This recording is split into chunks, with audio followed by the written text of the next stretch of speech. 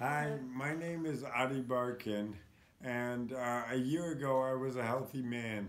Then I was diagnosed with ALS, which is a terrible disease, and I want to live more years to see this beautiful baby boy grow up. I want to see him go to kindergarten. I want to see him go to middle school. And I'm going to need Medicare disability to be able to do that, just like tens of millions of other Americans. I want to see this boy laugh and learn and grow up. But this tax bill that the Republicans are pushing through Congress in the dead of night would require $400 billion in cuts to Medicare. Donald Trump promised us that he would not cut Medicare, and he is violating that promise. And I want the Republican senators to keep their promise. I want them to stand and vote for their values and be heroes for the American people so I can have more time with baby Carl. Senator Ron Wyden is a champion for all of us, and he just told me that the fight's not over. What we know is this fight is far from over. The reality is that political change doesn't start in Washington, D.C. and then trickle down. It's bottoms up. And the fact that the Barkan family is here, literally going door to door in the United States Senate, trying to help us build support, is hugely important.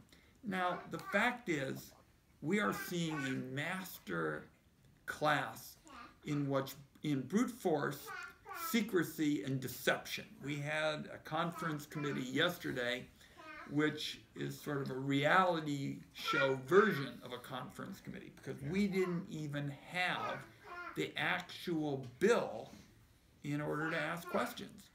That the Republicans in the United States Senate are talking about making $10 trillion worth of tax policy changes affecting the health and well-being of millions of Americans, affecting the wallets of millions of Americans who are on an economic tightrope, balancing the food bill against the rent bill and the rent bill against the gas bill. And this fight is just not over. Bob Corker, already Senator Corker voted with us once. Senator Collins has been quite outspoken that she wants significant changes in the Affordable Care Act as part of this, and the House of Representatives sure doesn't sound like they're going to do that. And then, of course, there are the Arizona senators. This bill gives the shaft to the middle class, and basically what it does is it rearranges the chairs at the country club for the folks at the top. And if I could just say one thing about what we need Americans to do in the next 5 days, 7 days. My birthday is on Monday. I turned 34. It would be an amazing present to me. It would be an amazing act of solidarity with the people of this country if all around the country on Monday, Americans call their representatives, call their senators, hold events if you can outside of your representative's office. So please, join Senator Wyden, join me, voice your story, and urge Congress to vote their values and vote this tax bill down. And I'd only wrap up by way of saying that Mr. Barkan deserves a birthday present on Monday.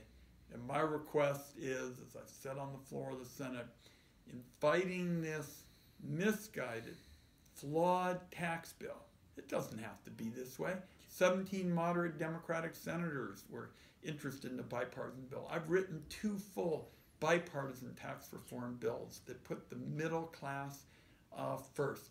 So it's going to be a big birthday on Monday in the Barkan household. And what I'd like to say to everybody paying attention to this, respond to this request from Mr. Barkan by being really, really, really loud. Thanks, everybody.